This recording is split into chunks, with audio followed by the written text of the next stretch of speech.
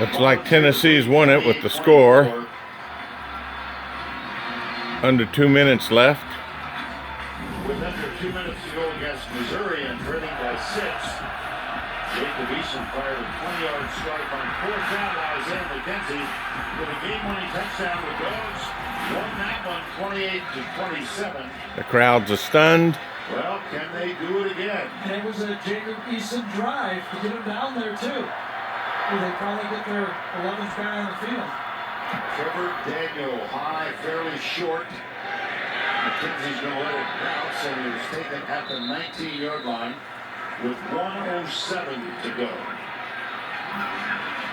Stay tuned for the Jeep postgame show coming up after our game. Right here, the young gunslinger with a fierce pass rush.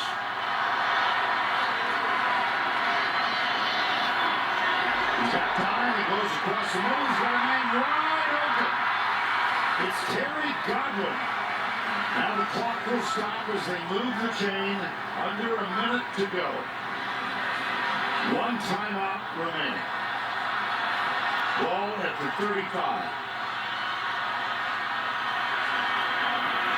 Eason. Inside. Right down at the 47. That's Isaiah McKenzie. Remember, against Missouri, it was an 80-yard drive in 10 plays. Nice start to this drive. Godwin comes near side. Eason. Plays amidst the tight end. He stays inbounds. Cortez McDowell, had a shot at it. But he cut it through. Watch it cut it through. Right through the defender. And Blazevich makes the catch. Clock starts again. 25 seconds remaining. Here's Eason. Flag thrown far side. Legal procedure. 19 seconds remaining. And to avoid the False start. Number 72 of the offense. 5-yard penalty. This foul stopped the running clock after 1 minute. Is subject to a 10-second runoff. Right. However, Georgia elects to take its third and final timeout in that half. Georgia will have to burn their final timeout. Remember, this clock would be a good 35 seconds more right here. But you get a 10-second runoff. It's all evened up. Not really evened up. Custom just didn't like it. They're not taking the timeout after the first down.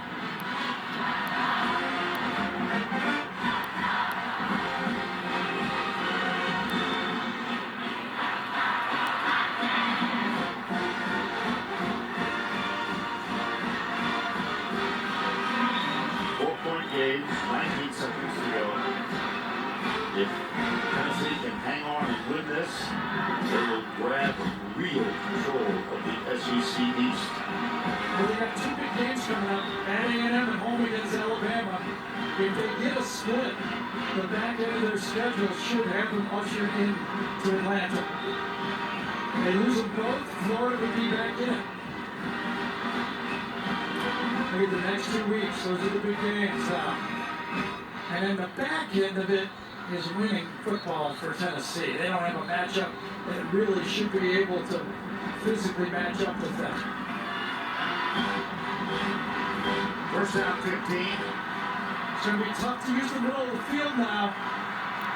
You throw the ball with only 19 seconds to go. How much more can you get off? Eason has it. Steps up, looks deep, goes down the left side. He's got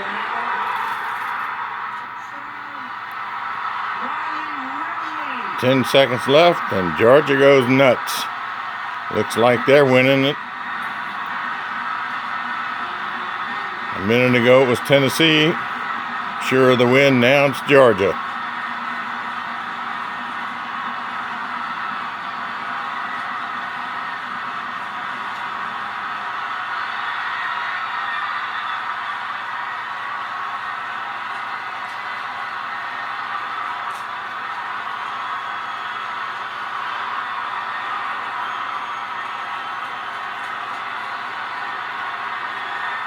Back to the beginning of the drive when you said this is how legends are born. He's got a cannon. But Malik Foreman slowed down. He didn't think he could throw it that far. He was wrong. Riley Whitney. After the touchdown, unsportsmanlike conduct, number 36 on the offense, taking his helmet off in the field of play. The 15-yard penalty will be inflicted on the succeeding kickoff. Whitney, a 6'2", 200-pounder, a true freshman, his second catch of the game and of the season. There's a lot of open mouths right now, aren't there?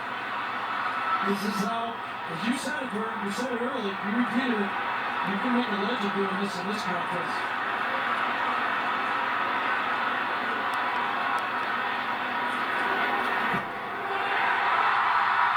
Georgia by 3. Watch Malik Foreman slow down at the end of the play. He did not finish it. This is the coverage. The safety gets pulled into the middle of the field. Good protection up front. Eason wraps up. Now watch the defender slow down. He slows down and he puts it right over his head.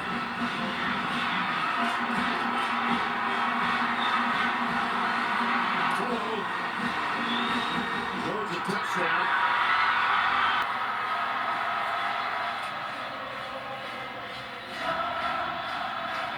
Jacob Eason out of Blake Stevens, Washington. He committed here to Mark Richt.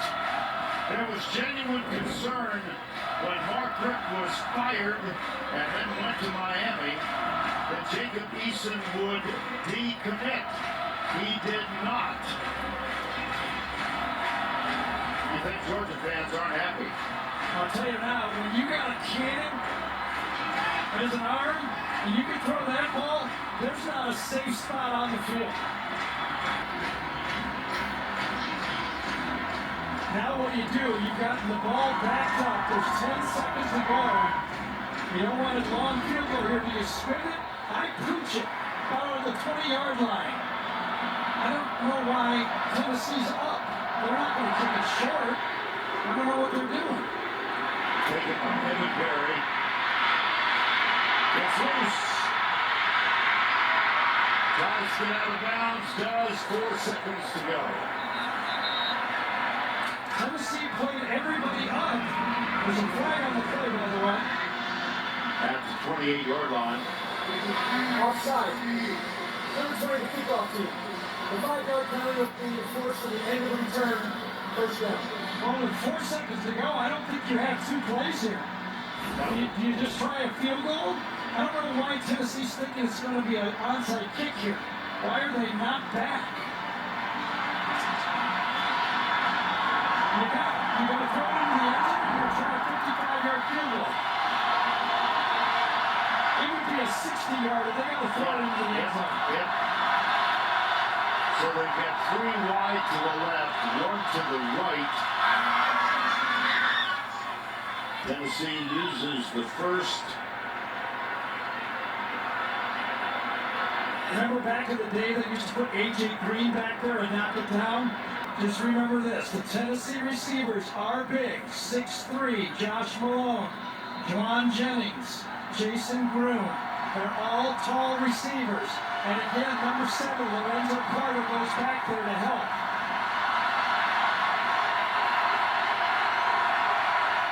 Deafening crowd noise. 4 men near the goal line.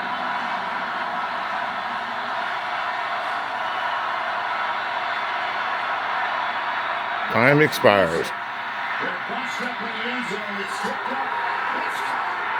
It is caught.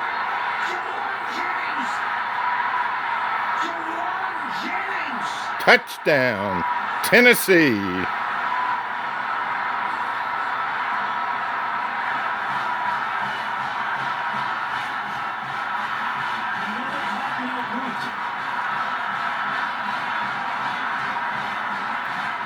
Now the Georgia mouths are open, and Tennessee is playing Rocky Top over and over. Yeah, I think so. We talked about the tall receivers. We talked about the toughness focus of Jennings. Lorenzo Carter was back there, but he did not get to the ball. Here he is, the tallest guy. He did not get to the ball.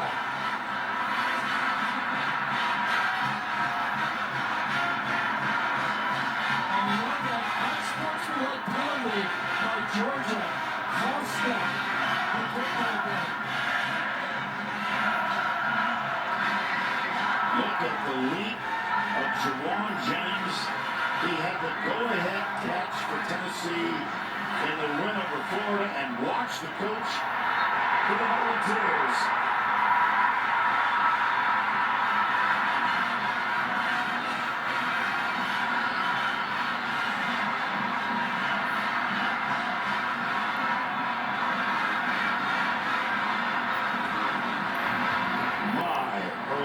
That is a win for the ages. Back and forth in the fourth, into the fourth quarter. Your reaction to that incredible ending? Indescribable.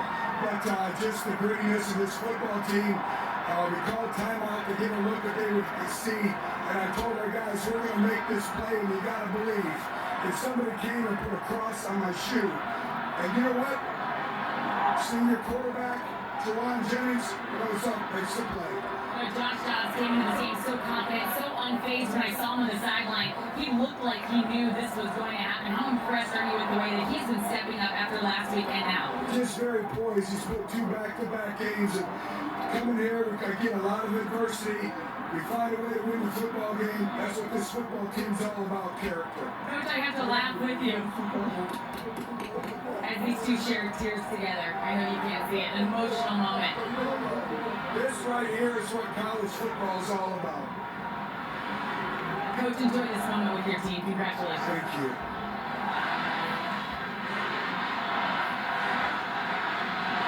Josh Dobbs, from Keeping the Alpharetta, ball. Georgia, not recruited by Georgia, comes in and steals it with the last throw.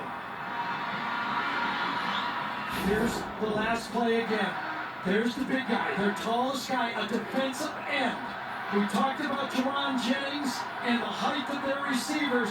It's just a prayer. And the toughest football player, I think, on their team, Jennings, goes up and makes the play. I've said previously, sometimes words are superfluous. This is one of those times.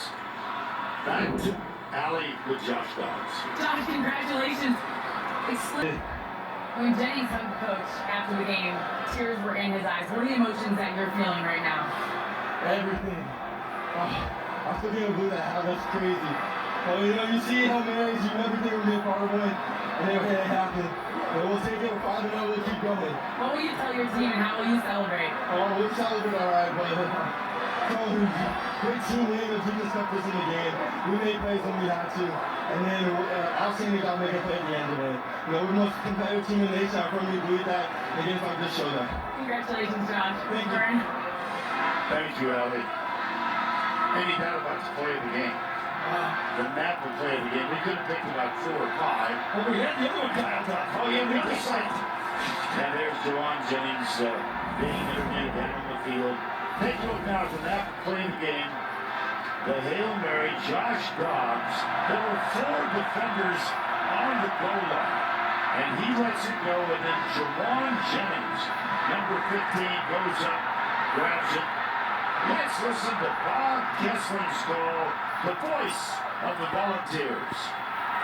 Game's on the line here, 31-28 Georgia. Dobbs out of the shotgun, back to throw. Dobbs drops back, looks, loads up, fires long for the end zone. The pass is going to be caught by Tennessee wins! By Tennessee, Jennings! Jennings makes the catch in the end zone, the Hail Mary. What a turn of events! Georgia throws a bomb. Tennessee comes back and throws the Hail Mary. Just another average weekend in the SEC on CBS. Well, just think about this Tennessee team. They had a streak of 11 straight against Florida. They were down 21-0 last week. They come back, fight. Remember, it was Juwan Jennings that made that big catch to start that comeback. Now down 17-0, and then getting the ball back with 10 seconds to go. They do it back-to-back weeks. Well, at one end it was Ridley with the catch to put Georgia up on top, and then on the Hail Mary, as Josh said, first one in which he's ever been involved. And the Volunteers of Tennessee are 5-0 and heading to College Station. For Gary Danielson and Allie LaForce, I'm Vern Lundquist saying so long from Athens. This was amazing. The Chief Post Game Show is up next after these messages.